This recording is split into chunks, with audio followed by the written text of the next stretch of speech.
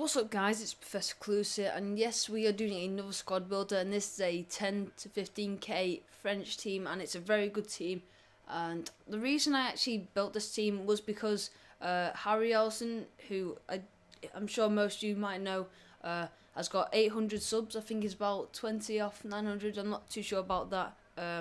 Yeah, he does sort of Far Cry and Uncharted and stuff, but he's recently got into FIFA, and he just started out on Ultimate Team, and obviously because he's just started out, he's got a low budget, so I decided to make a team that hopefully will help him along. It's like I said, it's about 10 to 15k. It might be a bit over his budget, but I do have alternatives for this French team to make it slightly cheaper.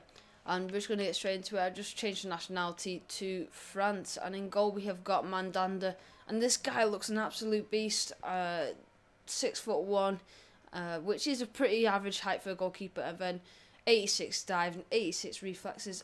Just look at those stats, all in the over 80, except for the speed, which is pretty useless as a goalkeeper unless you're rushing out and it's really that necessary. I actually do have an alternative to this guy, and it's probably Caruso. He plays for Bordeaux, and he's an 83 non-rare, but he'd be a lot cheaper because he's non-rare. But like this, Mandanda looks like an absolute beast. Our first centre back, who you've seen before, is Mangala. I've got him in my 4-1-2-1-2 formation from my Liga Portuguesa team, so he's a bit low in chemistry, I suppose, but he's just an absolute tank. Probably one of the best centre backs in the game. Well, certainly one of the best non-rare ones, and not far off one of the best. It's just an absolute beast. 79 pace, which is just really good for a centre back, and 77 defending, 80 heading, some really good stats for a defender. Our second centre back is Kabul, and this guy is just incredible, especially coming up for corners with his 83 heading, and being 6'3", he just wins most headers as well defensively. 77 pace as well, which is really good, and 80 defending, which is just brilliant for a 79 rated defender. So a really good player to have. And our third and final centre back is Sacco, and this guy is just crazily good. There's so many good centre backs from France, and it's actually a really difficult situation to who to pick. But these are my personal favourite three. Quite a lot of people like Koscielny. I don't know really. I just think these three are the best. I suppose they're the three paciest. So maybe that's why I like them the most. But all three major centre backs, especially, all three of them, I suppose. I can't really decide who's the best. Probably Kabul, just looking at his stats. But anyways, left mid we have got Nzogby, and this guy looks an absolute tank. 4-star skills, and 90 pace, 94 dribble, so great for running down the line. Bit disappointed with his 2-star weak foot. So you got to, like informed Cardoso when I did my Liga Portuguesa squad builder, you need to get him onto his left foot, and because you can't really score with his right foot if he's only got 2-star weak foot. Our first centre mid is Sissoko, the Newcastle one, as he was actually the cheapest Sissoko on the market. I was a bit surprised by that, but 85 pace is a standout stat, and you sort of want a bit of pace in centre mid. But if you look at his weak foot and skill moves, it's not great at all. But like I said, pace is sort of what you want, and that's what he's got. And our second centre mid is actually a CAM, and it's actually upgraded Valbuena, who was a right wing, I think, to start off with.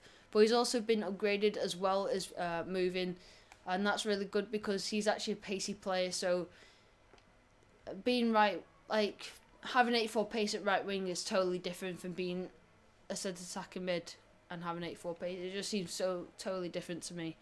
84 pace and 83 dribble, which are both brilliant stats for attacking midfielder, especially a non-rare one.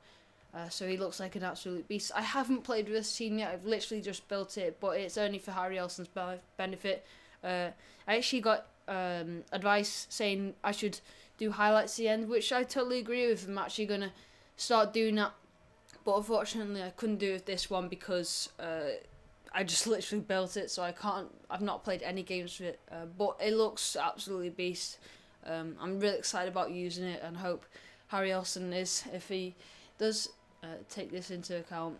Our right mid is Biani, who is the joint fastest player in the game, and it really does show. Just, oh my god, he just sets people on fire. Well, he sets the grass on fire with his feet, I guess. But yeah, just super fast, and 81 dribble as well, which is pretty good. Obviously, the probably big disappointment he's not got the 4-star skills, but I don't really care, to be honest. He's still a pretty good player because of his pace. And we'll go to left wing, I think, first. And our left wing is Payet, and you might be a bit surprised by this guy, but the left wing isn't the best. There isn't really there's Ribery, but if I'm making a 10k team, there's no chance of me putting Ribery in a team. Well, I think actually Ribery's left mid, but anyways, there are only a couple of non-res. I think there was the likes of Griezmann, Moyo, I think that's how you say it. I can't remember the other guy. There's one with 88 pace, and there's, yeah.